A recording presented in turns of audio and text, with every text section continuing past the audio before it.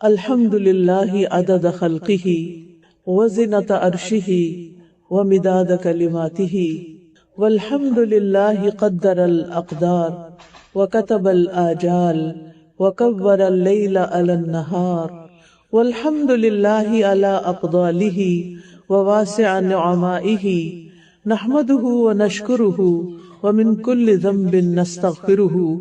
ہر قسم کی حمد اللہ کے لیے ہے، اس کی مخلوقات کی تعداد کے برابر، یعنی جتنی چیزیں اس نے پیدا کی ہیں، عرش کے وزن کے برابر۔ عرش جیسا کہ آپ کو معلوم ہے کہ اس کائنات کی سب سے بڑی تخلیق ہے اللہ تعالیٰ کی، یعنی جو کچھ بھی اللہ نے پیدا کیا ہے اس میں سے عرش کو سب سے بڑا بنایا ہے، اس کے کلمات کی سیاہی کے برابر۔ ہر قسم کی حمد اللہ کے لیے ہے جس نے تقدیریں مقرر کی، ہر چیز کی زندگی کی مدت کو لکھا کہ کس نے کتنا زندہ رہنا ہے، رات کو دن پر لپیٹا۔ ہر قسم کی حمد اللہ کے لیے ہے، اس کے احسانات پر اور اس کی وسیع نعمتوں پر۔ ہم اس کی حمد بیان کرتے ہیں اور اس کا شکر ادا کرتے ہیں اور ہر قسم کے گناہوں سے اس سے بخشش طلب کرتے ہیں، اس سے دعا کرتے ہیں کہ وہ ہمیں ہماری کوتاہیوں، ہماری غلطیوں، ہماری بھول چوک پر ہمیں معاف فرما دے۔ انسان کو زندگی میں بہت ساری چیزیں ملتی ہیں، بہت سی نعمتیں ملتی ہیں، لیکن زندگی بذات خود ایک بہت بڑی نعمت ہے۔ بلکہ جتنی بھی نعمتیں ملی ہیں ان میں سے سب سے بڑی نعمت ہے ایمان کے بعد، کیونکہ اگر ہماری زندگی ہی نہ ہو تو ہم یہ زمین، یہ آسمان، یہ ستارے، یہ سیارے، یہ درخت، یہ ہمارے گھر، یہ ہمارے بچے، یہ سب ہمارے لیے تو بے معنی ہے اگر ہم اس دنیا میں نہیں۔ تو ہم اس دنیا میں آئے ہیں اور اس زندگی اور اس روح اور اس جان اور اس جسم کے ساتھ اللہ نے ہمیں بے شمار نعمتیں عطا فرمائی ہیں، اتنی کہ جن کو ہم گن بھی نہیں سکتے۔ لیکن یہ زندگی بذات خود ایک بہت بڑی نعمت ہے۔ ہماری ایک ایک سانس بہت قیمتی ہے، ہماری زندگی کا ایک ایک لمحہ بہت ویلیوبل، بہت پریشیس ہے۔ ہماری زندگی کا ایک ایک گھنٹہ، ایک ایک دن، ایک ایک ہفتہ، ایک ایک مہینہ، ایک ایک سال بڑا ہی قیمتی ہے، کیونکہ ہر لمحہ صرف ایک دفعہ زندگی میں آتا ہے، ہر دن صرف ایک دفعہ زندگی میں آتا ہے، ہر مہینہ ایک ہی دفعہ آئے گا، ہر سال ایک ہی بار آئے گا۔ ہر لمحہ ہاتھوں سے پھسلتا ہوا محسوس ہوتا ہے، ہر وقت گزرتا ہوا چلا جا رہا ہے، اور اللہ سبحانہ تعالیٰ زمانے کی قسم کھا کے فرماتے ہیں والعصر ان الانسان لفی خسر، وقت کی قسم کہ انسان یقیناً نقصان میں ہے، یعنی ہر گزرتا ہوا لمحہ انسان لوز کر رہا ہے، انسان کھو رہا ہے، کیونکہ وہ دوبارہ نہیں آئے گا۔ ہماری دنیا کی چیزوں میں سے کوئی بھی چیز کھو جاتی ہے تو دوسری دفعہ بن جاتی ہے۔ کوئی گولڈ کی رنگ آپ کی کھو گئی تو کوئی بات نہیں، ایک اور بن جائے گی۔ اللہ نہ کرے کسی کا کوئی بچہ فوت ہو جاتا ہے، اللہ تعالیٰ اور بچہ دے دے گا۔ اگر انسان کے گھر کو یا کسی پراپرٹی کو کوئی نقصان ہو جاتا ہے، کوئی اس کے ساتھ دھوکہ فریب کر کے کچھ لوٹ کے لے جاتا ہے، کوئی بات نہیں، جب تک زندگی یا چیزیں دوبارہ بن جاتی ہیں۔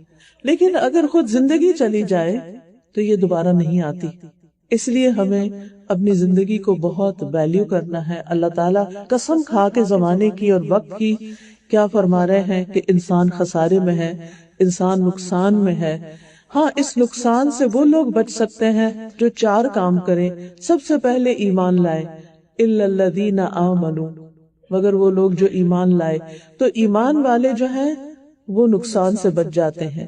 پھر خالی ایمان بھی کافی نہیں، خالی مان جانا بھی کافی نہیں، بلکہ اس کے ساتھ ساتھ وَعَمِلُوا الصَّالِحَاتِ، نیک عمل کرنا ضروری ہے۔ اور صرف اتنا ہی کافی نہیں کہ ہم اپنی عبادت میں محو رہیں اور لوگوں کو بھول جائیں، نہیں، ہمیں دوسروں کو بھی اچھی بات بتانی ہے۔ وَتَوَاصَوْا بِالْحَقِّ وَتَوَاصَوْا بِالصَّبْرِ، اور ایک دوسرے کو صبر کی بھی تلقین کرنی ہے، کیونکہ زندگی مشکل ہے۔ اس زندگی میں بہت سی آزمائشیں ہیں، امتحان ہیں۔ اللہ سبحانہ تعالیٰ نے یہ زندگی پیدا ہی اس لیے کی تاکہ ہمارا امتحان لے کر دیکھے کہ ہم میں سے کون اچھے کام کرتا ہے۔ سورۃ الملک میں اللہ تعالیٰ فرماتے ہیں الذی خلق الموت والحیاۃ لیبلوکم ایکم احسن عملا، وہ جس نے موت اور زندگی کو بنایا تاکہ تمہارا امتحان لے کر دیکھے، تمہیں آزما کر دیکھے کہ تم میں سے کون سب سے اچھے کام کرتا ہے، احسن عمل کرتا ہے۔ لہذا ہر لمحہ ہمارا امتحان ہو رہا ہے کہ ہم اپنی زندگی کا ہر منٹ اچھے کام میں گزارتے ہیں یا کسی برے کام میں گزارتے ہیں، یا نہ کوئی اچھا کرتے ہیں نہ کوئی برا کرتے ہیں۔ تو ہم کر کیا رہے ہیں، یہ ہے اصل سوال۔ ہم اپنا وقت کس طرح استعمال کر رہے ہیں، کیونکہ یہ زندگی ایک امتحان ہے۔ اللہ تعالیٰ فرماتے ہیں سورۃ فاطر میں، اولم نعمرکم ما یتذکر فیہ من تذکر وجاءکم النذیر فذوقوا فما للظالمین من نصیر۔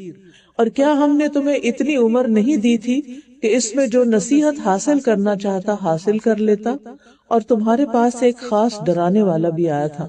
اس کی بعض علماء تفسیر کرتے ہیں کہ انسان کے سفید بال اس کے لیے نذیر کی حیثیت رکھتے ہیں، کہ جو ہی سر میں سفید بال نظر آنے لگے تو انسان کو فکر کرنی چاہیے کہ اب دنیا سے جانے کے دن قریب آتے جا رہے ہیں۔ ویسے تو انسان جس دن پیدا ہوتا ہے اس دن سے کاؤنٹ ڈاؤن شروع ہو جاتا ہے۔ ہم کہتے ہیں بچہ ایک دن کا ہو گیا، دراصل اس نے ایک دن لوز کر لیا اپنی زندگی کا۔ 1 سال کا ہو گیا، گویا اس کا 1 سال زندگی کا چلا گیا ہے۔ اسی طرح ہر انسان کی زندگی جتنی بھی ہے بڑی ہی قیمتی ہے، لیکن خاص طور پر عمر کا پچھلا حصہ۔ نبی صلی اللہ علیہ وسلم نے فرمایا، اللہ تعالیٰ اس بندے کا عذر پورا کر دیتے، یعنی اس کے پاس پھر کوئی بہانہ نہیں رہ جاتا جسے اللہ نے 60-70 سال تک زندگی عطا فرمائی ہو۔ اللہ تعالیٰ اس کا عذر پورا کر دیتے ہیں، اس کا عذر پورا کر دیتے ہیں۔ مطلب اس کا کیا ہے کہ اگر کوئی شخص 60-70 سال جی لیتا ہے تو پھر اس کے پاس انف ٹائم ہوتا ہے کہ اس میں وہ احسن عمل کر سکے، اچھے کام کر سکے۔ اور اگر انسان بڑھاپے تک پہنچ کر بھی اپنی زندگی کے جانے کی فکر نہیں کر رہا تو دراصل وہ خسارے میں ہے۔ حقیقت یہ ہے کہ اصل زندگی جو ہے وہ آخرت کی ہے۔ یہ تو بگننگ ہے، یہ تو ابتدا ہے، لیکن اس کی ایک انتہا ہے، اور وہ ہے کہ ہر انسان اپنے عمل کے مطابق کہاں جا کے لینڈ کرتا ہے، جنت میں یا جہنم میں۔ یہ زندگی کس لیے دی گئی؟ یہ زندگی تو احسن عمل کے لیے دی گئی، وتواصوا بالحق وتواصوا بالصبر کے لیے دی گئی۔ یہ زندگی تو کچھ کرنے کے لیے دی گئی، لیکن وہ کیا چیزیں ہیں کہ جو اللہ سبحانہ وتعالی ہمارے اندر دیکھنا چاہتا ہے۔ اس لیے ہمیں اس زندگی میں اپنی صحت کی حالت میں، فرصت کی حالت میں ہمیں اپنے ان کاموں کا ضرور اہتمام کرنا چاہیے جو اللہ سبحانہ وتعالی نے ہمارے لیے مقرر کیے ہیں، کیونکہ ہم میں سے ہر ایک کی موت کا وقت مقرر ہے۔ اس سے انسان نہ ایک دن آگے ہو سکتا نہ پیچھے ہو سکتا ہے، نہ ایک گھڑی آگے نہ ایک گھڑی پیچھے۔ اور وہ جب وقت آ جاتا ہے تو کوئی انسان دنیا بھر کی تدبیریں کر لے، یہاں رہ نہیں سکتا۔ اس لیے آج جو اس وقت موقع ہمارے پاس ہے، جو وقت ہمارے پاس ہے، اس کو ہم غنیمت سمجھیں۔ نبی صلی اللہ علیہ وسلم نے ایک شخص کو نصیحت کرتے ہوئے فرمایا، 5 چیزوں کو 5 چیزوں سے پہلے غنیمت سمجھو، یعنی اس سے فائدہ اٹھا لو۔ اپنی جوانی کو بڑھاپے سے پہلے، اپنی صحت کو بیماری سے پہلے، اپنی مالداری کو فقیری سے پہلے، اپنی فراغت کو مصروفیت سے پہلے، اور زندگی کو موت سے پہلے۔ کیونکہ زندگی گئی تو یہ دنیا کا چیپٹر تو کلوز ہو گیا، پھر اس کے بعد قبر کی زندگی ہے، پھر اس کے بعد جی اٹھنا ہے دوبارہ۔ وہ حشر کا ایک دن 50,000 سال کے برابر ہے، معلوم نہیں ہمارا حساب کب وہاں ختم ہوتا ہے اور ہم آگے کی منزل اختیار کرتے ہیں۔ پھر جب حساب کتاب انسان کا ہو چکے گا اور اس کے لیے جنت بھی لکھ دی گئی ہوگی، تو بھی اس کو ایک پل پار کر کے جانا ہے جس کو پل صراط کہتے ہیں۔ آپ سب کے والدین نے آپ کو اس کے بارے میں بتایا ہوگا، کتابوں میں بھی آپ نے اس کے بارے میں پڑھا ہوگا۔ پھر یہ ایسا مقام ہے ان 3 مقامات میں سے جہاں کوئی کسی کو نہیں پوچھے گا، کوئی کسی کے کام نہیں آئے گا، کوئی کسی کو نہیں بچائے گا، حتیٰ کہ تمام پیغمبر بھی نفسی نفسی کہہ رہے ہوں گے۔ یعنی 3 مقامات ایسے ہیں۔ ایک دفعہ حضرت عائشہ نے نبی صلی اللہ علیہ وسلم سے پوچھا کہ کیا آپ قیامت کے دن مجھے یاد رکھیں گے، کیونکہ وہ ان کی بہت محبوب بیوی تھی، بیلوڈ تھی۔ تو انہیں یہ تھا کہ دنیا تو بہت اچھی گزر رہی ہے، لیکن اپنی آخرت کی بھی فکر کروں، اور نبی صلی اللہ علیہ وسلم کا ساتھ ہے تو میری اگلی زندگی بھی اچھی ہوگی۔ تو آپ نے فرمایا اے عائشہ 3 وقت میں کوئی کسی کو نہیں پوچھے گا. ایک وہ وقت جب اعمال نامے تقسیم ہو رہے ہوں گے، ہر شخص ڈرا ہوا ہوگا کہ پتہ نہیں میری زندگی کی کتاب میرے دائیں ہاتھ میں ملتی ہے یا بائیں ہاتھ میں ملتی ہے. کیوں؟ یہ فکر کس لیے ہوگی؟ اس لیے کہ جب ہم اچھے کام بھی کرتے ہیں نا، اول تو یہ کہ اچھے کام ہمارے ذرا کم ہی ہوتے ہیں، بہت سا وقت ہم فضول باتوں میں ضائع کر دیتے ہیں، بیکار کی بحثوں میں ضائع کر دیتے ہیں، اور کچھ وقت اللہ کی نافرمانیوں میں چلا جاتا ہے. تو جو نیکی کا وقت بھی ہوتا ہے اس میں بھی عام طور پر ہم اپنی نیتوں کو قابو میں نہیں رکھ سکتے. وہاں نیت کی خرابی نیکی کو نیکی نہیں رہنے دیتی، کیونکہ قیامت کے دن ایسے اعمال کا کوئی وزن ہی نہیں ہوگا جو انسان نے اللہ تعالیٰ کے لیے نہیں کیے ہوگے، لوگوں کو دکھانے کے لیے، لوگوں سے بدلہ چاہنے کے لیے، لوگوں کو خوش کرنے کے لیے اس نے کیے ہوں گے. لہذا بہت ضروری ہے کہ ہم اپنی اس زندگی سے بھرپور فائدہ اٹھا لیں اور اس وقت کی فکر کریں جب اعمال نامہ، یہی جو روز کی کتاب ہماری کھلتی ہے اور اس میں دن بھر کے کام لکھے جاتے ہیں. صبح کے وقت فجر کی نماز میں 2 فرشتے آتے ہیں کرام الکاتبین، دائیں بائیں ہمارے لکھنا شروع کر دیتے ہیں جو کچھ بھی ہم کرتے ہیں. پھر عصر کی نماز میں ان کی ڈیوٹی چینج ہو جاتی ہے، 2 نئے فرشتے آ جاتے ہیں. پھر وہ جو کچھ رات سے صبح فجر تک ہم کرتے ہیں وہ لکھتے چلے جاتے ہیں.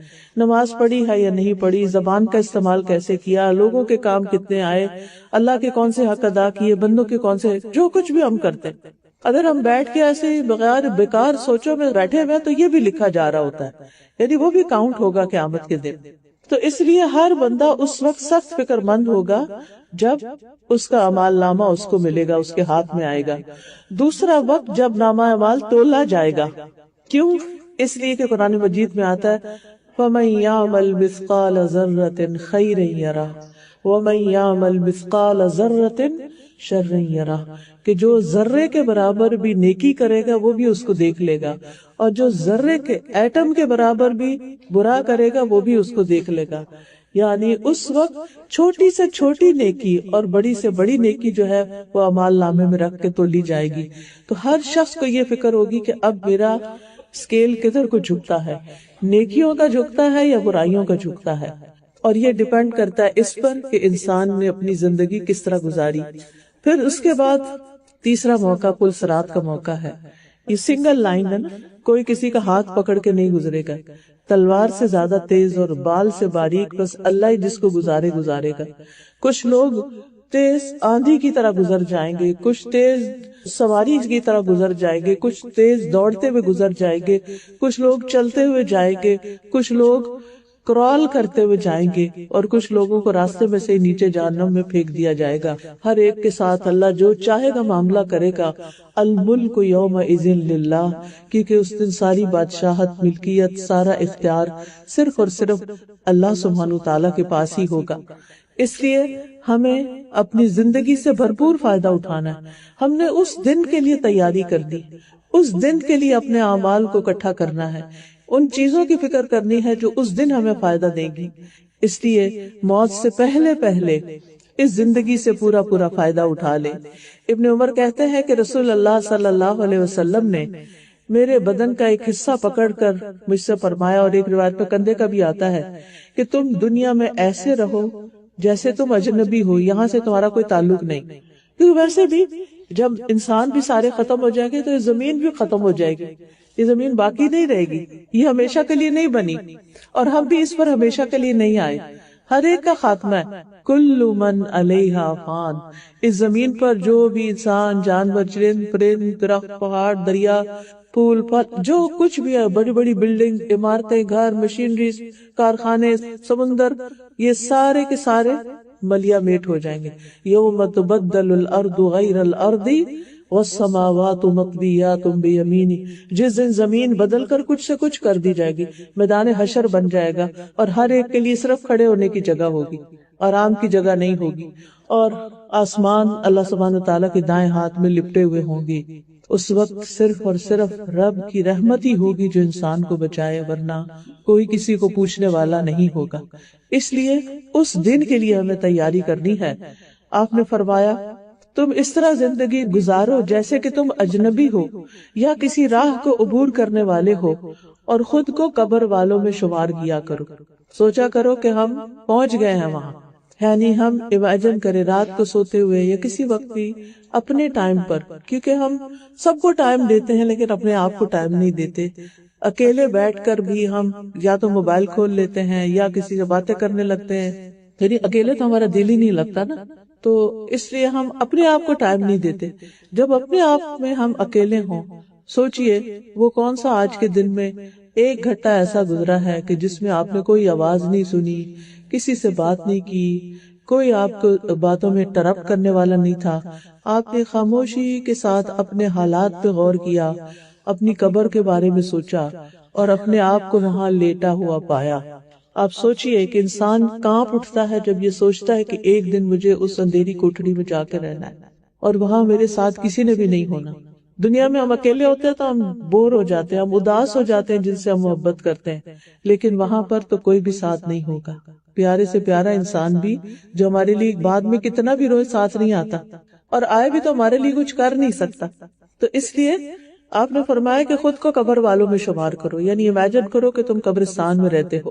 مجاہد کہتے ہیں کہ پھر ابن عمر نے مجھ سے فرمایا، اگر صبح ہو جائے تو شام کا بھروسہ نہ کرو، اور اگر شام ہو جائے تو صبح کا انتظار نہ کرو۔ بیماری آنے سے پہلے صحت سے، موت آنے سے پہلے اپنی زندگی سے فائدہ اٹھا لو، کیونکہ اے عبداللہ تمہیں نہیں پتا کل تمہارا نام کہاں ہوگا، یعنی مردوں میں ہوگا یا زندوں میں ہوگا، یعنی کل تمہیں کیا کہیں گے کہ عبداللہ، یا کہیں گے کہ وہ جو فلاں میت فوت ہو گیا۔ پھر آپ دیکھیے کہ قیامت کے دن ہم سے ہماری نعمتوں کا بھی سوال ہوگا کہ ان نعمتوں کو ہم نے کیسے استعمال کیا۔ رسول اللہ صلی اللہ علیہ وسلم نے فرمایا، قیامت کے دن کسی شخص کے قدم اس وقت تک ہٹ نہ سکیں گے، یعنی وہاں سے وہ ادھر ادھر رائٹ لیفٹ نہیں ہو سکے گا، یہاں تک کہ اس سے اس کی عمر کے بارے میں سوال ہوگا کہ اپنی عمر کس چیز میں گزاری، کیا تمہاری ہابیز تھی، کیا تمہارے مشغلے تھے، کیا تمہاری دلچسپیاں تھی، تمہارے دن رات کہاں گزرتے تھے۔ پھر یہ سوال ہوگا کہ اپنے حاصل کردہ علم پر عمل کتنا کیا، اور پھر مال کے بارے میں کہ کہاں سے کمایا اور کہاں خرچ کیا، لیا کہاں سے اور دیا کہاں، اور اپنے جسم کو کس چیز میں گلایا، یعنی تمہاری جوانی کس کام میں گزری، تمہارے دن رات کس چیز میں گزرے، تم کس چیز میں تھکتے رہے، تم کیا کیا کرتے رہے اور اس میں تمہاری مصروفیت کیا رہی۔ اب دیکھیے کہ دنیا میں تو یہ ہوتا ہے کہ جب انسان کوئی جاب کرتا ہے، کام کرتا ہے، پھر اس کے بعد ایک ریٹائرمنٹ کی عمر آتی ہے، اس سے پھر آرام کرتا ہے اور پھر دنیا سے رخصت ہوتا ہے۔ لیکن مرنے کے بعد جب قبر میں جائے گا تو آرام جب ہی ہو سکے گا، یعنی دنیا سے ریٹائرمنٹ کا وہ وقت ہے جو مرنے کے بعد انسان کو قبر میں ملے گا۔ تو جو لوگ اپنی زندگی میں پروڈکٹیو ہوتے ہیں، اپنے ہر دن کو صحیح سے استعمال کرتے ہیں اور اپنی جاب پر ایک ایک دن بہت اچھے طریقے سے گزارتے ہیں، ان کی ریٹائرمنٹ بھی اچھی ہوتی ہے اور بعد میں ان کی زندگی بڑھاپے کی بھی اچھی گزرتی ہے۔ لیکن جنہوں نے اپنی جوانی کو ضائع کر دیا ہو اور اس میں کوئی کام نہ کیا ہو تو پھر ان کے لیے آنے والا ہر دن مشکل ہوتا ہے۔ اسی طرح جس نے اپنی زندگی میں اپنی آخرت کے لیے کچھ نہیں کمایا تو پھر اس کے لیے آگے کی زندگی مشکل سے مشکل ہے۔ تو بات یہ ہے کہ اللہ تعالیٰ نے ہر ایک سے سوال کرنا ہے۔ نبی صلی اللہ علیہ وسلم نے فرمایا، کلکم راعٍ وکلکم مسئول عن رعیتہ، تم میں سے ہر شخص نگران ہے اور اس سے اس کی رعیت کے بارے میں، یعنی جو اس کے ماتحت ہے ان کے بارے میں بھی پوچھا جائے گا، حتیٰ کہ عورت سے بھی پوچھا جائے گا، اس کے بچوں کے بارے میں، اس کے گھر والوں کے بارے میں۔ لہٰذا آج ہمارے پاس عمل کا وقت ہے اور کل حساب کا وقت ہے۔ آج ہمارے پاس وقت ہے کہ ہم اپنی آخرت کے لیے کچھ کما لیں، کیونکہ کل پکار آئے گی، اللہ تعالیٰ فرمائیں گے، کلوا واشربوا ہنیئا بما اسلفتم فی الایام الخالیہ، کھاؤ اور پیو مزے سے۔ کیسے؟ کیوں؟ ان اعمال کے بدلے میں جو تم نے گزشتہ دنوں میں کیے، تم نے اپنے پاسٹ میں جو کام کیے، جو محنت کی، اس کے بدلے میں آج جنت میں کھاؤ پیو مزے کرو۔ لیکن اگر دنیا میں ہم نے کچھ کیا ہی نہیں، اپنی آخرت کے لیے کوئی تیاری نہیں کی، تو پھر وہاں کیا آواز آئے گی کہ کن اعمال کے بدلے میں؟ جھوٹ کے بدلے میں، چغلی کے بدلے میں، غیبت کے بدلے میں، بدتمیزی اور بد اخلاقی کے بدلے میں؟ ان چیزوں کا بدلہ کیا ہوگا جو عام طور پر شکایات گھروں سے ملتی رہتی ہیں کہ بعض ہسبینڈز ابیوسو ہوتے ہیں اور بعض وائفز جو ہوتی ہیں وہ بدتمیزی اور بد اخلاقی کرتی ہیں، بعض بچے جو ہیں ماں باپ کی ایک نہیں سنتے، اور بعض ماں باپ اپنے بچوں کو صرف ڈانٹ ڈپٹ کے ہی زندگی گزار رہے ہیں۔ آج ہی ایک بچی نے مجھے میسج کیا کہ دوست کا مسئلہ وہ بتا رہی تھی کہ اس کی زندگی میں کوئی پل چین کا نہیں، کیونکہ ہر بندہ ایک دوسرے سے نفرت کرتا ہے، ہر بندہ دوسرے سے بیزار ہے، ہر بندہ دوسرے کے ساتھ لڑائی کرنے کو تیار ہے، نہ بچے بڑوں کا ادب کرتے ہیں، نہ بڑے بچوں پہ رحمت شفقت کرتے ہیں۔ تو آپ سوچئے کہ پتہ نہیں ایسے کتنے گھرانے ہوں گے کہ جہاں پر ہر کوئی ایک دوسرے کے لیے مصیبت بنا ہوا ہے، عذاب بنا ہوا ہے۔ یہ سارا کچھ اب لکھا جا رہا ہے کہ ہم دوسروں کے لیے خوشی کا باعث ہے یا دوسروں کے لیے تکلیف کا باعث ہے، ہم دوسروں کو آگے بڑھانے کا باعث ہے یا دوسروں کو پیچھے دھکیلنے کا باعث ہے۔ قیامت کے دن ہر انسان کی حسرت ہوگی کہ کاش وہ اپنی زندگی سے کچھ کر کے آیا ہوتا۔ آپ سوچئے، تھوڑی دیر کے لیے سوچئے، ہم امیجن کیا کریں کہ اس وقت موت کے فرشتے میرے پاس آ رہے ہیں تو میں کیا سوچوں گی؟ اس وقت میرے دل میں کیا خیال آئے گا؟ ہے میں نے تو یہ کام بھی کرنا تھا، میں نے تو صدقہ بھی کرنا تھا، میری تو بھی نمازیں بھی رہتی ہیں، میں نے تو ابھی فلاں کا حق بھی دینا تھا، میں نے تو ابھی اس سے ناراضگی کٹی کی ہوئی تھی، اس سے صلح کرنی تھی، یعنی کتنی یہ چیزیں ہیں، اس کی امانت لوٹانی تھی، اس سے وعدہ پورا کرنا تھا۔ تو اس لیے کوشش ہمیں یہی کرنی چاہیے کہ روز کے روز اپنے یہ کام نپٹا لیں، جو کرنے والے کام ہیں انہیں کر کے ہی سویا کریں، اور اگر کسی کے ساتھ ظلم زیادتی کیا تو اس سے معافی مانگ لیں۔ دنیا میں معافی مانگ لینا آسان ہے بنسبت اس کے کہ قیامت کے دن وہ ہماری نیکیاں لے اڑیں۔ قیامت کے دن انسان کی حسرت کیا ہوگی؟ وَجِيءَ يَوْمَئِذٍ بِجَهَنَّمَ يَوْمَئِذٍ يَتَذَكَّرُ الْإِنسَانُ وَأَنَّى لَهُ الذِّكْرَى يَقُولُ يَا لَيْتَنِي قَدَّمْتُ لِحَيَاتِي۔ اور جہنم اس دن سامنے لے آئی جائے گی۔ اس دن انسان نصیحت تو قبول کر لے گا، اب اس کو سمجھ آ جائے گی، مگر اس وقت اسے نصیحت سے کیا حاصل ہوگا؟ اس وقت سمجھنے کا کیا فائدہ؟ کہے گا کاش میں نے اپنی اس زندگی کے لیے کچھ آگے بھیجا ہوتا، کاش میں نے مرنے کے بعد کی زندگی کے لیے کچھ تیاری کی ہوتی۔ اور سورۃ فاطر میں آتا ہے لوگ جو جہنم میں جائیں گے وہ کہیں کہ ربنا اخرجنا، اللہ ہمیں اس جہنم سے باہر نکال، نعمل صالحا غیر الذی کننا نعمل، کہ ہم نیک عمل کریں اس کے خلاف جو ہم پہلے کرتے رہے۔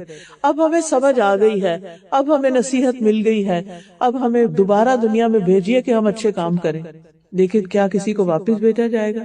کسی کی چیخ پکار سن کے اللہ تعالیٰ اس کو واپس بھیجنے کا فیصلہ کرے، اچھا چلو ایک چانس تمہیں اور۔ Dear sisters, it's only one chance, بس اگر اس میں ہم نے کچھ نہیں کیا نا تو یہ چانس دوبارہ نہیں ملنے والا، اور پھر انسان کے ساتھ صرف حسرتیں ہی حسرتیں، ریگریٹس اور ریگریٹس ہی رہ جائیں گے۔ اسی لیے اللہ سبحانہ وتعالیٰ فرماتے ہیں وَأَنِيبُوا إِلَىٰ رَبِّكُمْ وَأَسْلِمُوا لَهُ مِن قَبْلِ أَن يَأْتِيَكُمُ الْعَذَابُ ثُمَّ لَا تُنصَرُونَ وَاتَّبِعُوا أَحْسَنَ مَا أُنزِلَ إِلَيْكُم مِّن رَّبِّكُم مِّن قَبْلِ أَن يَأْتِيَكُمُ الْعَذَابُ بَغْتَةً وَأَنتُمْ لَا تَشْعُرُونَ أَن تَقُولَ نَفْسٌ يَا حَسْرَتَا عَلَىٰ مَا فَرَّطتُ فِي جَنبِ اللَّهِ وَإِن كُنتُ لَمِنَ السَّاخِرِينَ أو تقول لو أن الله هداني لكنت من المتقين أو تقول حين ترى العذاب لو أن لي كرة فأكون من المحسنين۔ یہ سورۃ زمر کی آیات ہیں۔ اور اپنے رب کی طرف پلٹ آؤ، اپنے رب سے دل لگا لو، اپنے رب کو سہارا بنا لو، اپنے رب کے اوپر توکل کرو، اپنے رب سے سب سے زیادہ محبت کرو، اپنے رب کو سب سے زیادہ یاد کرو، اپنے رب کو سب سے زیادہ راضی کرو اور اس کے فرما بردار بن جاؤ، اس سے پہلے کہ تم پر عذاب آ جائے۔ پھر تمہاری مدد نہیں کی جائے گی، اور اس سب سے اچھی بات کی پیروی کرو جو تمہارے رب کی طرف سے تمہاری طرف نازل کی گئی، اس سے پہلے کہ اچانک تم پر عذاب آ جائے اور تم سوچتے بھی نہ ہو، تمہارے وہم و گمان بھی نہ ہو، اور اچانک کوئی بلا ٹوٹ پڑے۔ کسی کو کووڈ کے آنے کا پتا تھا؟ کتنی مشکل دیکھی لوگوں نے، اتنے ان کے پیارے پیارے لوگ دنیا سے چلے گئے، ان کے ہاتھوں سے نکل گئے، کچھ بھی نہیں کر سکے۔ کس وقت کون سا طوفان آ جائے، کون سی مشکل آ جائے، ہمیں کسی کو نہیں پتا۔ تو اس سے پہلے کہ وہ دن آ جائے ہمیں اپنے لیے کچھ کر کے رکھنا ہے۔ پھر فرمایا ایسا نہ ہو کہ کوئی شخص کہے ہائے افسوس اس کوتاہی پر جو میں نے اللہ کی جناب میں کی، یعنی اللہ کی عبادت ڈھنگ سے نہیں کی، اول تو ہم نمازیں ڈھنگ سے پڑھتے نہیں ہیں، لیٹ پڑھتے ہیں، پھر پوری طرح اس کے فرائض اور اس کی جو شرائط ہے وہ پوری نہیں کرتے، نماز کا طریقہ ابھی تک ہم نے پورا نہیں سیکھا، کوئی لمبی صورتیں ہم نے نہیں یاد کی کہ جو ہم نماز میں پڑھ سکے، اور خشوع و خضوع تو بس اللہ ہی حافظ ہے سب کا، کہ نماز کے مصلی پہ کھڑے ہوتے ہیں تو ہوش ہی نہیں رہتی کتنی رکعتیں پڑھی ہیں، کھڑے اللہ کے سامنے اور باتیں دنیا بھر کی ہمارے ذہن میں ہوتی، کوشش کے باوجود ہم اس میں کامیاب نہیں ہو پاتے۔ ہم سب کو اپنے حالت کا پتہ ہے، جبکہ قرآن مجید میں آتا ہے قد افلح المؤمنون الذین هم فی صلاتهم خاشعون، کہ یقیناً فلاح پا گئے وہ مومن جو اپنی نمازوں میں خشوع اختیار کرتے ہیں، اللہ سے ڈرتے ہیں۔ پھر فرمایا افسوس اس کوتاہی پر جو میں نے اللہ کی جناب میں کی، اور بے شک میں تو مذاق کرنے والوں میں سے تھا۔ یا کہے کہ اگر واقعی اللہ مجھے ہدایت دیتا تو میں بھی ضرور متقین میں سے ہو جاتا، یا کہے جب وہ عذاب دیکھے کہ کاش واقعی میرے لیے ایک بار واپس جانا ہو تو میں بھی نیک عمل کرنے والوں میں شامل ہو جاؤں۔ تو ابھی تو ہمارے پاس وقت ہے، لیکن وہاں جانے کے بعد واپسی نہیں ہوگی کہ ہم کوئی نیک عمل کر سکیں۔ اس لیے بہت ضروری ہے کہ ہم اپنے وقت کا بہترین استعمال سیکھیں۔ تو سب سے پہلی چیز ہے کہ ہم اللہ کے حقوق کو صحیح طور پر ادا کرنا سیکھیں، اپنی عبادات کی ادائیگی کو درست کریں۔ مومن کا ہر وقت اللہ کی اطاعت میں جو گزرتا ہے وہ اس کا عبادت کا وقت ہوتا ہے۔ قرآن مجید میں آتا ہے قل ان صلاتی ونسکی ومحیای ومماتی للہ رب العالمین لا شریک لہ وبذلک امرت وانا اول المسلمین۔ کہہ دیجئے بے شک میری نماز اور میری قربانی، میری زندگی اور میری موت اللہ کے لیے، جو رب ہے سارے جہانوں کا، اس کا کوئی شریک نہیں، اور مجھے حکم دیا گیا ہے کہ میں حکم ماننے والوں میں سب سے پہلا ہوں، دوسروں کا انتظار نہ کرے، سب سے پہلے خود اللہ کی اطاعت کر لے۔ تو مومن کی نماز اور قربانی، زندگی اور موت سب اللہ کے لیے ہوتا ہے، وہ اللہ کے لیے جیتا ہے، اللہ کے لیے مرتا ہے، اللہ کو راضی کرنے کی کوشش میں لگا رہتا ہے، ہر وہ کام کرنے کو تیار ہو جاتا ہے جس کے بارے میں اس کو پتا چلتا ہے کہ اللہ اس سے راضی ہے۔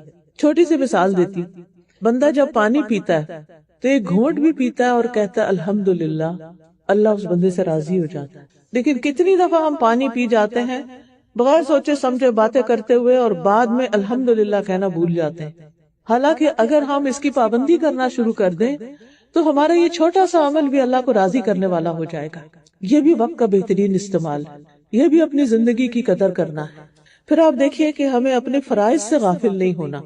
قرآن مجید میں اللہ تعالیٰ ان لوگوں کی تعریف بیان کرتے ہیں، رجال لا تلہیہم تجارت ولا بیع عن ذکر اللہ واقام الصلاۃ وایتاء الزکاۃ یخافون یوما تتقلب فیہ القلوب والابصار۔ وہ لوگ جنہیں اللہ کے ذکر سے اور نماز قائم کرنے اور زکوٰۃ دینے سے نہ کوئی تجارت غافل کرتی ہے، نہ کوئی خرید و فروخت غافل کرتی ہے، یعنی وہ ہر حال میں اپنی نماز ادا کرتے ہیں، وہ بزنس کر رہے ہوں، وہ جاب پر ہوں، وہ سفر کر رہے ہوں، وہ سوئے ہوئے ہوں، وہ فوراً اٹھ جاتے ہیں کیونکہ ان کی نماز کا وقت آ گیا ہے۔ وہ اس دن سے ڈرتے ہیں جس میں دل اور آنکھیں الٹ جائیں گی، یعنی وہ اپنی نمازوں کی فکر کیوں کرتے ہیں؟ وہ یہ نہیں کہ غافل ہو کے سوئے رہتے ہیں اور صبح 7 بجے کا الارم لگاتے ہیں اور نماز کے وقت اٹھتے ہی نہیں ہیں، کیونکہ وہ ڈرتے ہیں کہ وہ دن آئے گا جب ہماری نمازوں کا حساب ہوگا، اور آپ کو معلوم ہی ہے کہ سب سے پہلا حساب تو نماز کے بارے میں ہوگا۔ اللہ تعالیٰ فرماتے ہیں قُل لِعِبَادِيَ الَّذِينَ آمَنُوا، میرے ان بندوں سے جو ایمان لا چکے ہیں کہہ دیجئے یقیموا الصلاۃ، کہ وہ نماز قائم کیا کریں، وَيُنْفِقُوا مِمَّا رَزَقْنَاهُمْ سِرًّا وَعَلَانِيَةً، اور اس میں سے جو ہم نے انہیں دیا ہے کھلے اور چھپے خرچ کیا کریں۔ یعنی بعض چیزیں ایسی ہوتی کہ آپ کسی کو دیتے اس کو پتا چل جاتا کہ آپ نے اس کو دیا، لیکن بعض اوقات آپ اس طریقے سے دیتے کہ لینے والے کو پتہ ہی نہیں ہوتا کہ کس نے دیا، اور صرف آپ کے رب کو پتا ہوتا ہے، تو رب ایسے صدقے سے راضی ہو جاتا ہے۔ خفیہ صدقہ جو ہوتا ہے، چھپا کے صدقہ، وہ اللہ کے غضب کو ٹھٹا کرتا ہے، اللہ کی ناراضگی کو دور کرتا ہے۔ یعنی اگر آپ کو کبھی دل میں یہ خیال آئے نا کہ میرا خیال ہے اللہ تعالیٰ مجھ سے راضی نہیں، یا ڈر لگے، تو خوب چھپ کے صدقہ کیا کرے کہ لینے والے کو بھی نہ پتا ہو کہ وہ چیز آپ کی طرف سے ہے۔ آپ کسی مسجد میں جاتے ہیں، چپکے سے اس کے ڈبے میں کچھ ڈال دیں، اب کسی کو کیا پتا آپ نے کیا ڈالا۔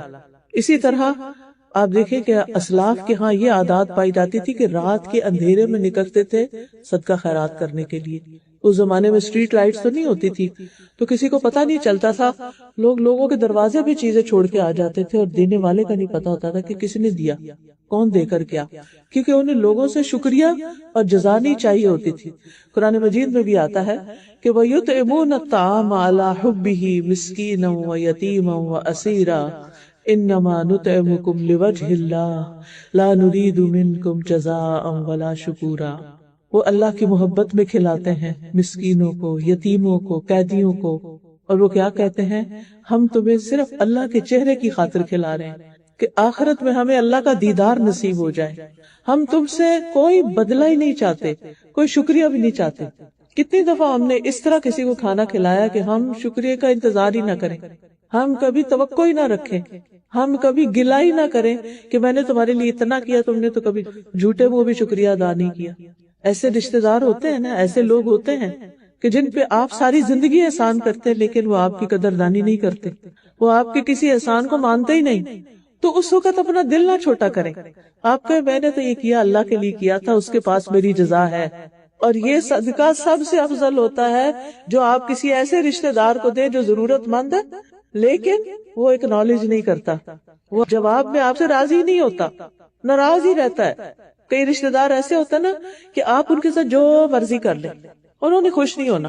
آپ ایک چیز دیں گے وہ دوسری کی ڈیمانڈ کریں گے، وہ دوسری پوری کریں گے وہ تو تیسری کی کریں گے، اور اگر کسی وقت آپ نہیں کر سکتے تو آپ کے ساتھ کیا کرایہ پہ پانی پھیر دیں گے، کچھ بھی نہیں ہاتھ آئے گا آپ کے۔ تو بندوں کی خاطر بندوں پر احسان نہ کریں، اللہ کی خاطر۔ تو اللہ تعالیٰ فرماتے ہیں جو ہم نے ان کو دیا ہے اس میں سے خرچ کریں، من قبل ان یأتی یوم لا بیع فیہ ولا خلال، اس سے پہلے کہ وہ دن آ جائے جس میں نہ کوئی خرید و فروخت ہوگی اور نہ کوئی دوستی ہوگی۔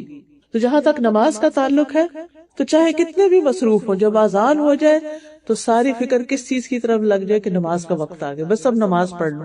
بعض اللہ کے بندے ایسے ہوتے ہیں کہ جو اذان سے پہلے ہی نماز کی تیاری شروع کر دیتے کہ اذان ہونے والی ہے، نماز کا وقت قریب آ رہا ہے، اور بعض اس درجے تک پہنچ جاتے ہیں کہ وہ صرف ایک نماز پڑھنے کے ساتھ ہی اگلی نماز کا انتظار شروع کر دیتے ہیں۔ ایسے بھی اللہ کے بندے ہوتے ہیں۔ تو بندے کے وقت میں برکت ہو ہی نہیں سکتی جب تک وہ اللہ کا حق ادا نہیں کرتا، کیونکہ ایک حدیث قدسی میں اللہ تعالیٰ فرماتے ہیں نا کہ اے ابن آدم تو میری عبادت کے لیے خود کو فارغ کر لے تو میں تیری ضروریات پوری کر دوں گا، ورنہ تیرے دونوں ہاتھ کاموں سے بھر دوں گا اور تیری محتاجی بھی دور نہیں ہوگی۔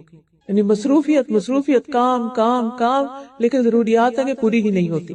تو دن کے سارے اوقات میں فجر سے عشاء تک اللہ سبحانہ تعالیٰ کی عبادت کے لیے خاص اہتمام کریں، کیونکہ جو نمازوں کی حفاظت کرتے ہیں ان کے لیے جنت کا وعدہ ہے، اور جو نماز کے وقت کو ضائع کرتے ہیں ان کے لیے تباہی ہے۔ قرآن مجید میں آتا ہے فَوَيْلٌ لِّلْمُصَلِّينَ الَّذِينَ هُمْ عَنْ صَلَاتِهِمْ سَاهُونَ، بس تباہی ہے، بربادی ہے ان نمازیوں کے لیے جو اپنی نماز سے غافل ہیں۔ تو اس کا مطلب کیا ہے کہ انسان وقت ضائع کرتا رہے، فضول کاموں میں لگا رہے یہاں تک کہ وقت نکل جائے یا بہت تھوڑا وقت رہ جائے، ادھر ادھر گھومتا پھرے اور گھر اس وقت پہنچے جب نماز جانے والی ہو۔ یہ ہے غفلت نماز سے کہ اس کو فکر ہی نہیں لگی کہ نماز کا ٹائم شروع ہو گیا ہے۔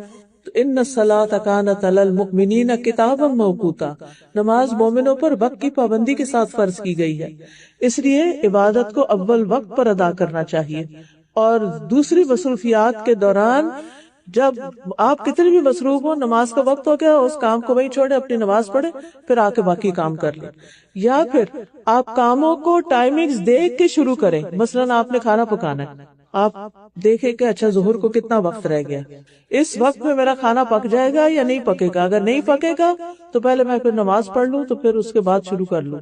اسی طرح باقی کام، لانڈری کر رہے ہیں، کچھ کر رہے ہیں، اپنے اوقات کو واچ کرتے رہیں کہ کہیں مجھے یہ کام اپنے اندر اس طرح مشغول نہ کر دے کہ نماز پڑھنے کا وقت نکل جائے یا بہت لیٹ نہ ہو جائے، کیونکہ انسان کو نماز میں لطف ہی نہیں آ سکتا جب وہ لیٹ کر کے نماز پڑھتا ہے۔ اور اسی طرح یہ بھی کریں کہ فرائض کے ساتھ نوافل کی ادائیگی بھی کریں، کیونکہ جب انسان نوافل ادا کرتا ہے یعنی فرائض کے ساتھ اللہ کی محبت پا لیتا ہے، اور جب نوافل ادا کرتا ہے تو اسے اللہ تعالیٰ کی بہت سی تائید حاصل ہو جاتی ہے۔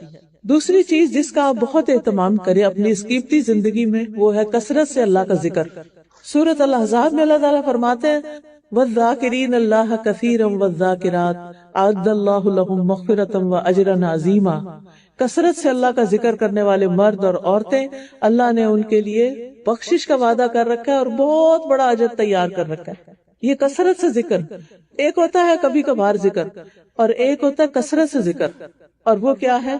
ہر حال میں اللہ کا ذکر، کھڑے بیٹھے لیٹے، جیسے سورۃ آل عمران میں آتا ہے الذین یذکرون اللہ قیاما وقعودا وعلی جنوبہم.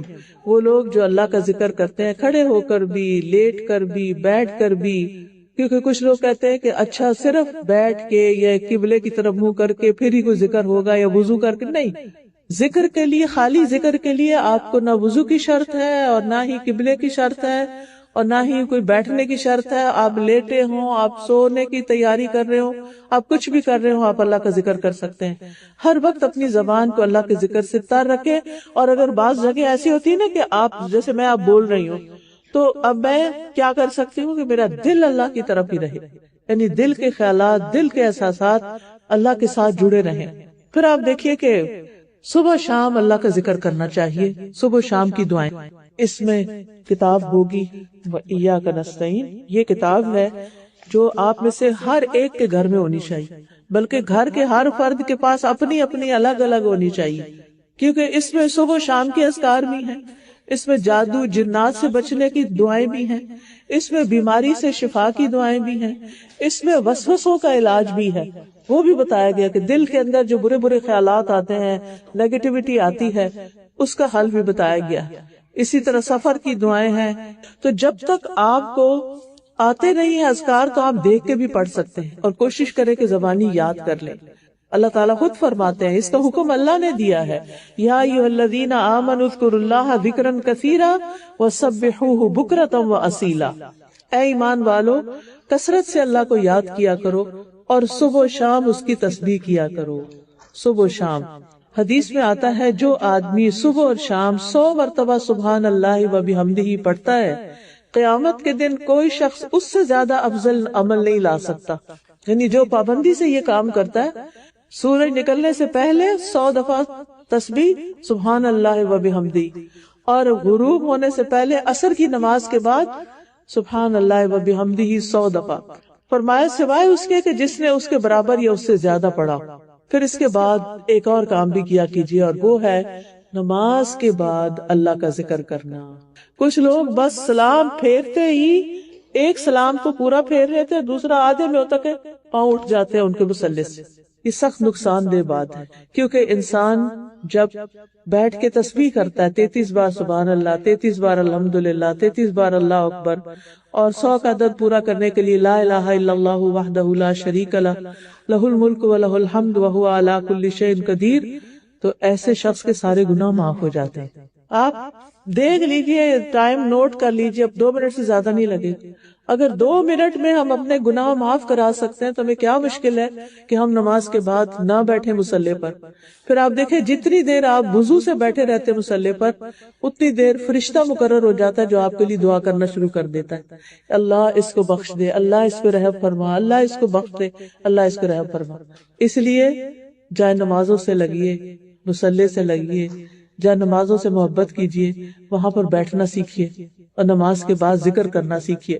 پھر رات کو سوتے وقت بستر میں جا کے نبی صلی اللہ علیہ وسلم نے فرمایا جو آدمی اپنے بستر پہ آئے لیکن اللہ کا ذکر نہ کرے، وہ بھی اس کے لیے باعث حسرت ہوگا. آج کل کیا ہے، لوگ سونے کے لیے پہلے ٹی وی لگا لیا کرتے تھے، جب نیند آ جاتی تھی ٹی وی بند کر کے بس سو جاتے تھے بغیر اللہ کا نام لیے. اب ایک اور آفت ہے، ہاتھوں میں موبائل ہے. بعض اوقات میاں بیوی ایک دوسرے سے بات نہیں کر رہے ہوتے، دونوں اپنے اپنے موبائل لے کے بیٹھے ہوئے ہیں، اور جب نیند آتی ہے تو موبائل رکھ کے سو جاتے ہیں، یا بعض اوقات وہ ادھر ہی لڑک جاتا ہے اور بغیر اللہ کا ذکر کیے سو جاتے ہیں. وہ بستر بھی انسان کے لیے، وہ سونا بھی انسان کے لیے حسرت کا باعث ہوگا کہ جس میں انسان اپنے بستر پہ گیا اور اس نے اللہ کا ذکر نہیں کیا. ابن مسعود کہتے ہیں اللہ کا ذکر کرتے وقت نیند کا آنا شیطان کی طرف سے ہے. اگر تم چاہو تو تجربہ کر کے دیکھ لو، جب تم میں سے کوئی سونے کا ارادہ کرے تو اللہ کا ذکر کر لے، ذکر کرتے کرتے اس کو نیند آ جائے گی. آپ تجربہ کیجیے، پتہ ہی نہیں چلتا کس وقت سو گئے، کب آنکھ بند ہو گئی. پھر ہے اپنی زندگی کو قیمتی بنانے کے لیے، لمحے لمحے سے فائدہ اٹھانے کے لیے انتظار کے اوقات میں بھی اللہ کا ذکر کرنا. مثلا آپ لائن میں کھڑے ہیں, آپ تسبیح پڑھنا شروع کر دیں, درود شریف پڑھنا شروع کر دیں, آیت کریمہ پڑھ لیں, استغفار پڑھ لیں, لا حول ولا قوت الا باللہ پڑھ لیں. آپ اپنے اوقات کو ضائع نہ جانے دیں. آپ ڈرائیو کر رہے ہیں, آپ کی ہارٹ ڈرائیو کر رہے ہیں, لیکن آپ کی زبان تو کچھ نہیں کر رہی نا, تو زبان سے ذکر کرنا شروع کر دیں. آپ کلینک گئے ہیں, ہاسپٹل گئے ہیں, ادھر ادھر پریشان ہونے کی بجائے, انتظار کرنے کی بجائے آپ اللہ کا ذکر شروع کر دیں.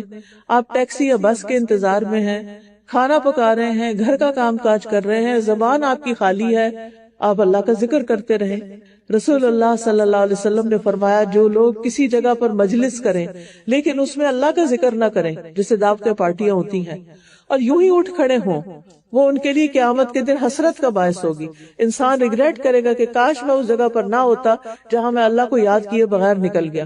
اور آج کل آپ دیکھیں کہ کیا ٹرینڈ ہے, کیا مہندیوں پارٹیوں میں ہم اللہ کو یاد کر رہے ہوتے ہیں. ہماری شادیوں میں کتنا لاؤڈ میوزک ہوتا ہے, کیا اس وقت کوئی اللہ کو یاد کر رہا ہوتا ہے؟ اللہ ماشاءاللہ جن کے دل میں اللہ نے ڈال دی.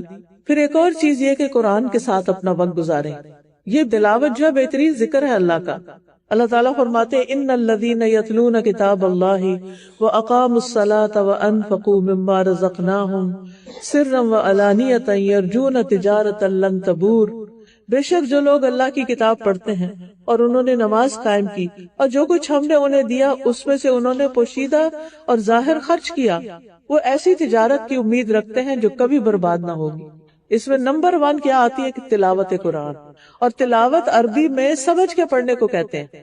ہم اردو میں تو تلاوت کہتے ہیں نا عربک ریڈنگ کو, عربی میں سمجھ کے پڑھنا تلاوت کہلاتا ہے. اس لیے قرآن کو سمجھ کر پڑھیں, اس کی تلاوت بھی کریں, یعنی ریسیٹیشن بھی کریں, اس کو سیکھیں بھی, اس کو سکھائیں بھی, کیونکہ آپ کا شمار پھر بہترین لوگوں میں ہو جائے گا. یعنی یا قرآن سیکھنے والے بن جائیں یا قرآن سکھانے والے بن جائیں. اگر آپ کی تجوید میں غلطیاں ہیں, تجوید سیکھنا شروع کر دیں. آپ نے حفظ نہیں کیا ہوا, صورتیں بڑی حفظ کرنی شروع کر دیں. آپ نے عربی جانی, ترجمہ نہیں آتا, ترجمہ کرنا سیکھ لیں. اور ایسے الحمدللہ courses online onsite موجود ہیں کہ جس میں آپ جا کر اپنی زندگی کا کچھ وقت لگا کے اپنے لیے یہ ذخیرہ اکٹھا کر سکتے ہیں. نبی صلی اللہ علیہ وسلم نے فرمایا, اور اللہ کے ذکر اور قرآن کی تلاوت کا اہتمام کیا کرو, کیونکہ وہ تمہارے لیے آسمان میں باعث رحمت اور زمین میں تمہارے لیے تذکرے کا باعث ہے, یعنی زمین میں تمہارے ذکر کا باعث ہے. یہ دنیا اور آخرت میں ملنے والا فائدہ. ابن قیم کہتے ہیں, کسی بھی بندے کے لیے قرآن کی قرات, اس میں لمبا غور و فکر کرنے اور اپنی سوچ کو آیات کے معنی پر مرکوز کرنے سے بڑھ کر اس کی زندگی اور آخرت میں زیادہ فائدہ مند اور اس کو نجات سے زیادہ قریب کرنے والی کوئی چیز نہیں. قیامت کے دن قرآن مجید سفارشی بن کے آئے گا. سورۃ البقرہ اور سورۃ آل عمران اس کے اوپر سایہ کیے ہوں گی, جبکہ سورج سوا نیزے تک قریب ہوگا. پھر قرآن پڑھنے والوں کا جنت میں مقام ہوگا. اور پھر قرآن کے حافظ کے لیے, اس کے والدین کے لیے عمدہ پوشاکیں ہوں گی. لیکن یاد رکھیے کہ ہم اگر خود کچھ بھی حفظ نہیں کر رہے نا, اس طرح بچوں کو کہہ رہے تم حفظ کرو حفظ کرو, وہ کیوں کریں؟ بعض اوقات لوگ شکایت لے کے آتے ہیں, ہمارا بچہ اتنا عرصہ ہو گیا ہے بس 7 سپارے حفظ کیے, آگے چلتا ہی نہیں ہے. تو اگر ان سے پوچھا جائے کہ آپ نے خود اتنے عرصے میں کیا کیا, تو کیا جواب ہوگا ان کو؟ یعنی جو کام آپ خود نہیں کرتے آپ بچوں سے کیسے کروا رہے ہیں, اور بچے کیسے مانیں گے؟ بچے تو آپ کے لیکچر سے نہیں سیکھتے, بچے آپ کے عمل سے سیکھتے ہیں کہ آپ اپنے وقت کو کیسے استعمال کر رہے ہیں, آپ اپنی زندگی کس طرح گزار رہے ہیں. تو انسان کو کسی نہ کسی طرح نفع مند علم سے تعلق قائم رکھنا چاہیے. اس کے لیے میں سجیسٹ کروں گی کہ اچھی کتابیں پڑھیں, گھر میں پڑھیں اور گھر سے باہر پڑھیں. مثال کے طور پر یہ ایک کتاب جس کی ہر خاتون کو ضرورت ہے, اور وہ ہے زبان کی حفاظت. کیونکہ جتنے مسائل ہیں, جتنے فساد ہیں, جتنی لڑائی جھگڑے ہیں, جتنی بدمزگیاں ہیں, ریلیشن شپ کی خرابیاں ہیں, وہ کہاں سے شروع ہوتی ہیں؟ زبان سے شروع ہوتی. جتنی طلاقیں ہیں کہاں سے شروع ہوتی ہیں؟ زبان سے شروع ہوتی. اس علم کو فریضہ سمجھے اپنے لیے, اس کی ساری حدیثیں خود بھی پڑھیں اور اپنے بچوں کے ساتھ بھی شیئر کریں. روزانہ کی اگر 2 حدیثیں بھی پڑھ لیں گے نا, تو آپ کی کچھ دنوں بعد کتاب پوری ہو جائے گی, اور پھر آپ بھول جائیں گے پڑھ کے, پھر دوبارہ شروع کر دیں. اپنی کسی نماز کے ساتھ باندھ لیں, اپنے سونے والی ٹیبل پہ رکھ لیں, لیکن کتاب گھر میں ہوگی تو تبھی فائدہ ہوگا. پھر اسی طرح یہ قال رسول اللہ صلی اللہ علیہ وسلم, اس میں عربی میں حدیثیں ہیں, اردو میں ہیں, انگلش میں ہیں. آپ عربی میں پڑھیں، آپ اردو میں پڑھیں، آپ بچوں سے انگلش میں پڑھوائیں، اور ہر روز صرف ایک حدیث بھی پڑھ لیں تو کچھ عرصے میں بچوں کو بے شمار معلومات ہو جائے گی۔ اسی طرح یہ ایک کتاب ہے 100 احادیث، صحیح بخاری سے انتخاب ہے، اوتھینٹک احادیث ہے، ان کو پڑھیں بھی، لکھ کے اپنے کمروں میں اسٹیکر وغیرہ بنا کے لگا لیں تاکہ آپ کو یاد دہانی رہے۔ دیکھیے یہ پڑھیں گے تو پتہ چلے گا نا کہ زندگی کو کیسے استعمال کرنا ہے۔ یہ نبی صلی اللہ علیہ وسلم کی سچی باتیں ہیں جن سے ہمیں پتہ چلتا ہے کہ ہماری زندگی میں کس چیز کی کمی ہے، ابھی ہمیں اور کیا کرنا ہے۔ آپ دیکھیں کہ کبھی یہ تو نہیں ہوا نا کہ ایک دفعہ آپ نے کھانا کھا کے کہا میں باقی کی زندگی کے لیے ساری کے لیے کافی ہے، ایسے ہی ہوتا؟ ایک دفعہ کھانا کھا کے آپ باقی دنوں کے لیے فارغ ہو جاتے؟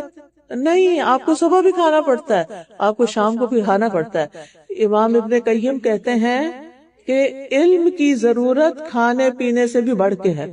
کھانا پینا نہ ہو تو جسم مر جاتا ہے، علم نہ ہو تو روح فنا ہو جاتی، روح مر جاتی، انسان کا دل ختم ہو جاتا ہے۔ علم دلوں کی زندگی ہے، اور خوش قسمت ہے وہ لوگ جو زندگی کے آخری حصے میں بھی علم حاصل کرتے رہتے ہیں، کیونکہ وہ نبی صلی اللہ علیہ وسلم کے اس فرمان پہ عمل کر رہے ہیں کہ اطلب العلم من المہدی الی اللحد، کہ اپنے پنگوڑے سے لے کے قبر تک علم حاصل کرتے رہو۔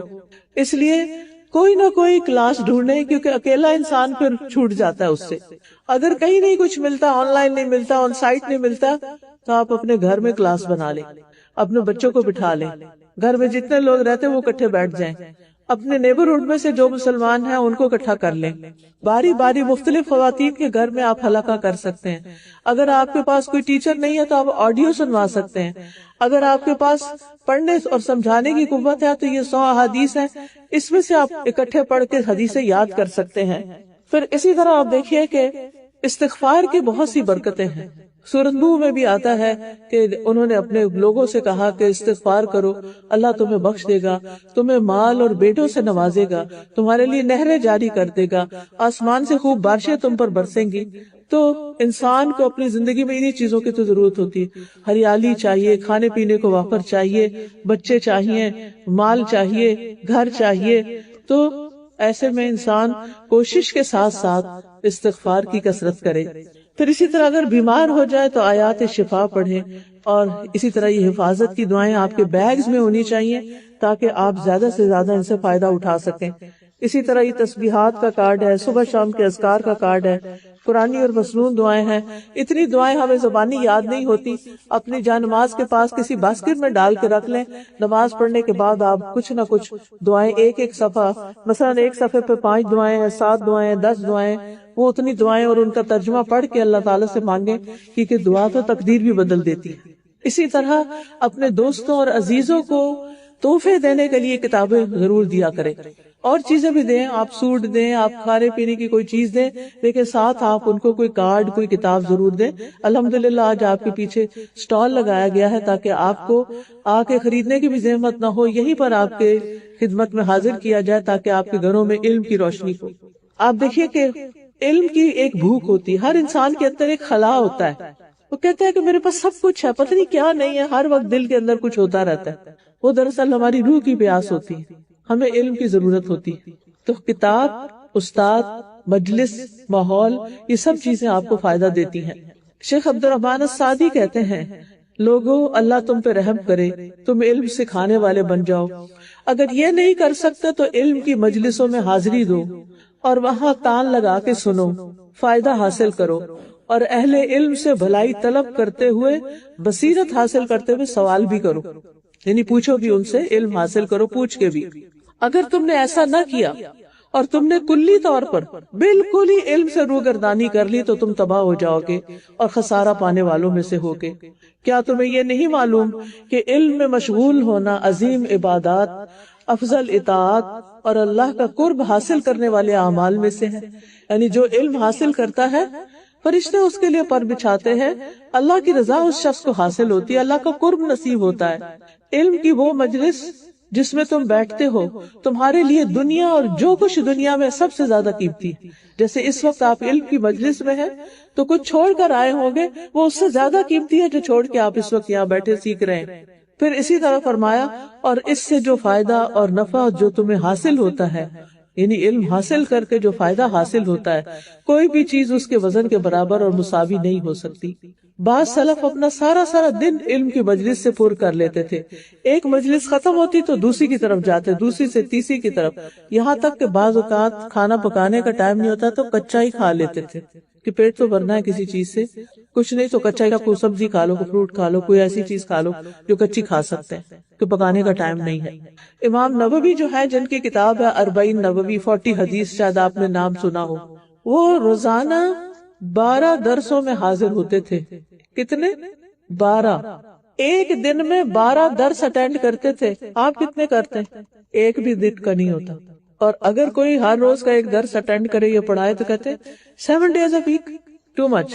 الہدا میں جو انسٹیٹیوٹ ہے وہاں پر جو کلاسز ہوتی ہیں, آپ کسی دن نہیں آنا چاہیں, واک ان جسٹ اندر آئے, کوئی آپ سے پیسے نہیں مانگے گا, کوئی ڈونیشن نہیں مانگی جائے گی. آپ پڑھنے والے بنے, آپ علم حاصل کرنے والے بنے.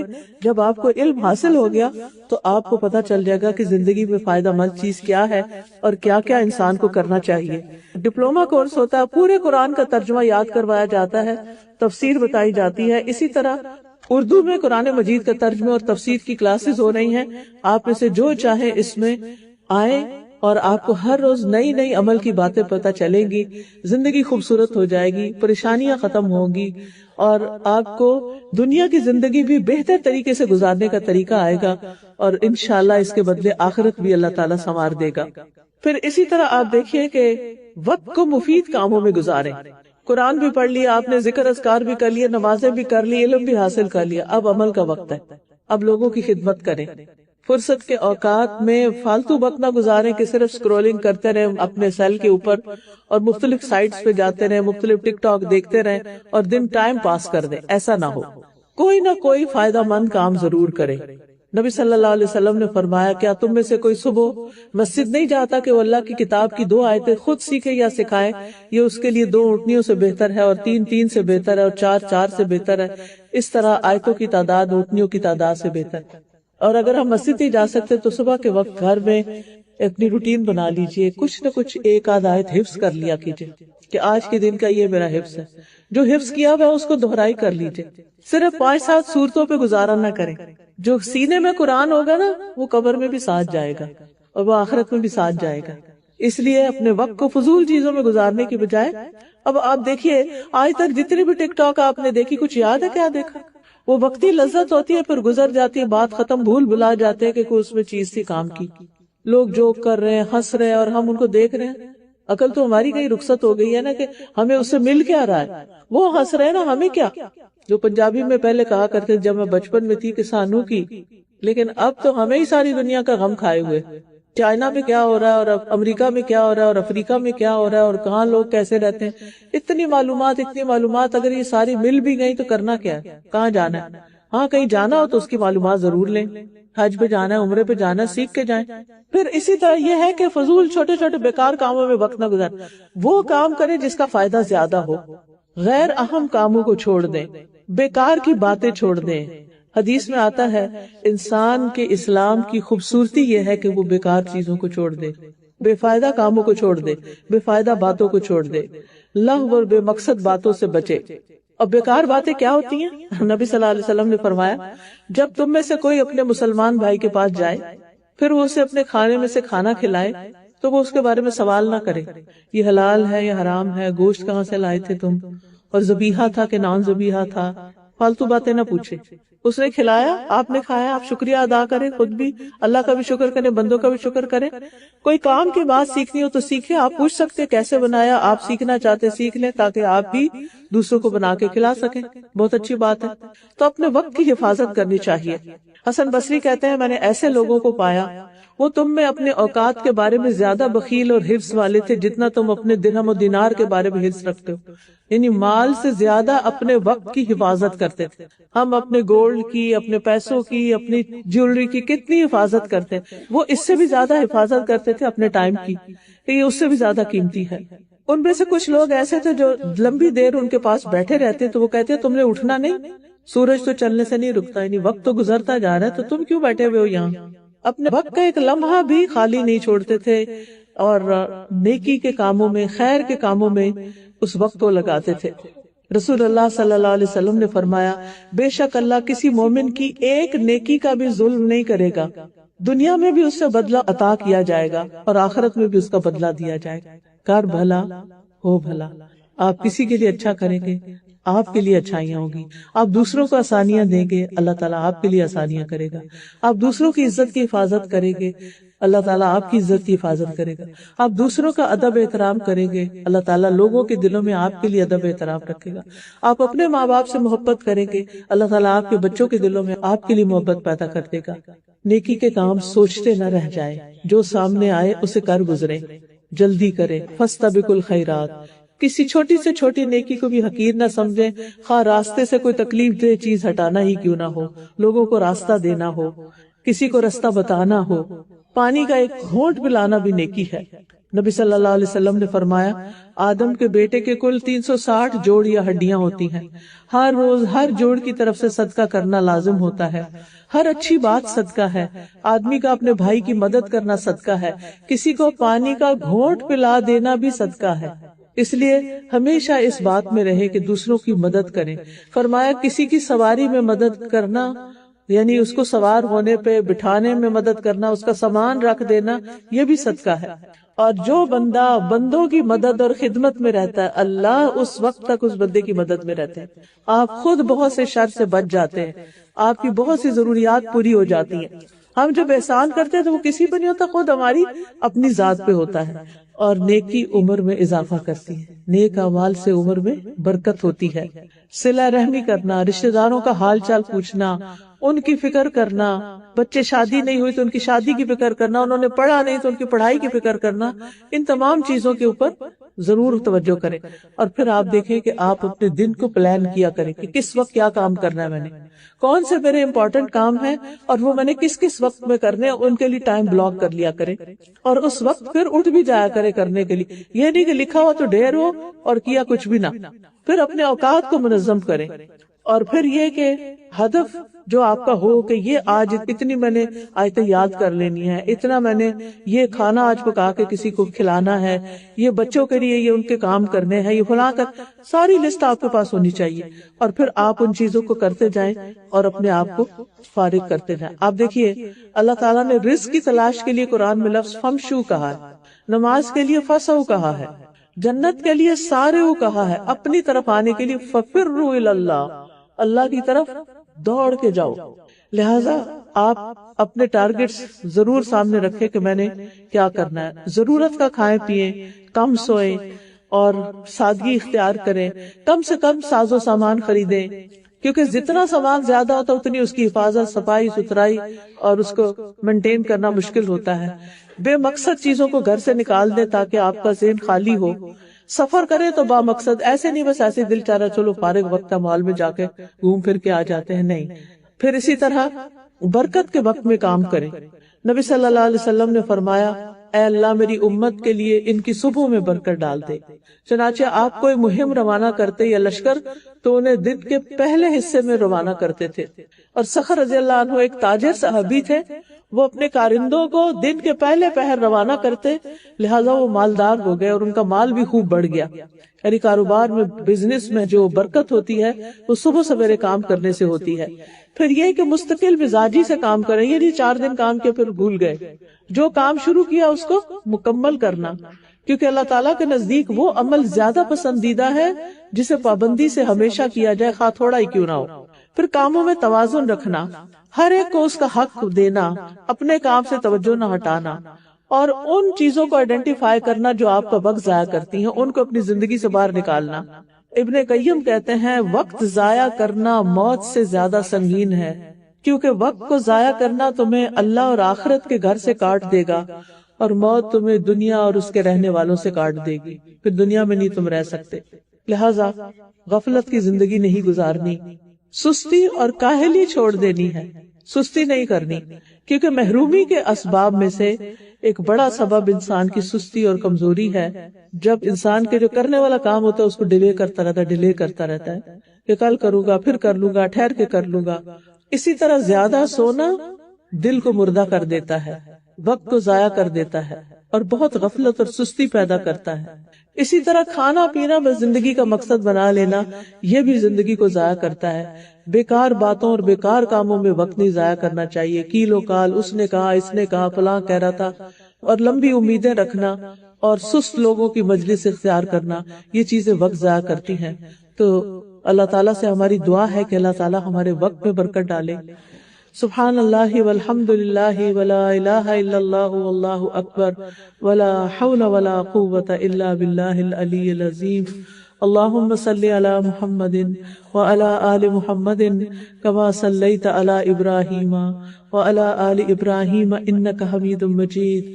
اللہم بارک علی محمد وعلی آل محمد کما بارکت علی ابراہیم وعلی آل ابراہیم انک حمید مجید۔